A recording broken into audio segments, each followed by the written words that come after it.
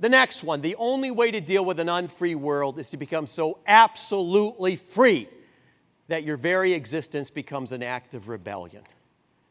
Right? Are you willing to free yourself? I had a very interesting conversation. I've been married for a quarter of a century. But my wife made a comment one time, sort of in passing. She's from Indonesia.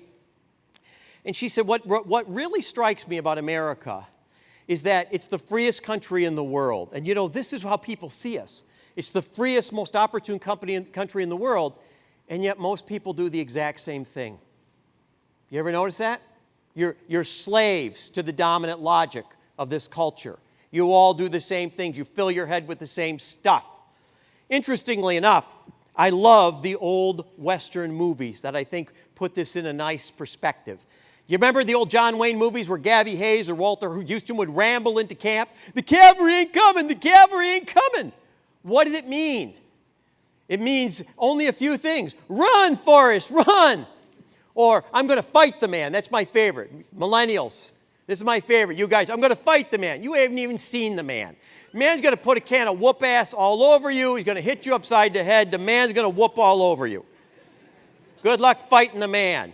Even when you become the man, you're fighting the man. I don't know who the man is. I thought someday I'd get all my chevrons and I'd be the man. And even I'm not the man. There's another nesting doll on top of me.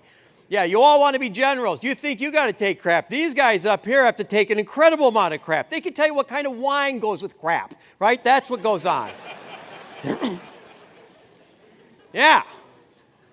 The cavalry ain't coming. You want innovation in the Air Force? You want to recreate yourself? No one's going to save you. I'm sorry. They're not. No, it's just like here's the 10 secrets to attracting the, no. First, no. No one's ever going to save you. No marriage is going to make your life perfect. No job is going to make it all work for you. No. That's an existential moment. You have to figure this out yourself. You're free and responsible. I'm sorry, I didn't make up the world. I just live here like you. I'm a being in the world.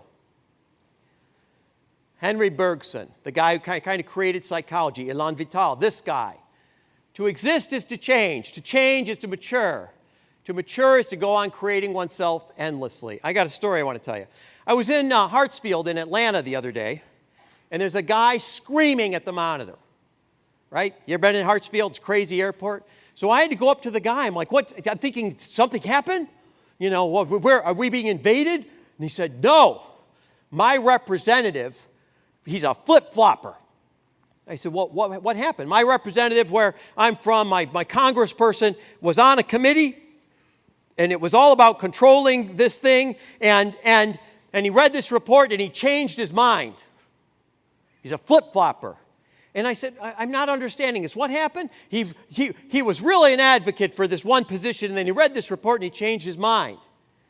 And I looked at him, I said, isn't that what intelligent people do? I thought he was going to hit me. They're going to have a fight in the Atlanta airport. I'm not going to get home tonight.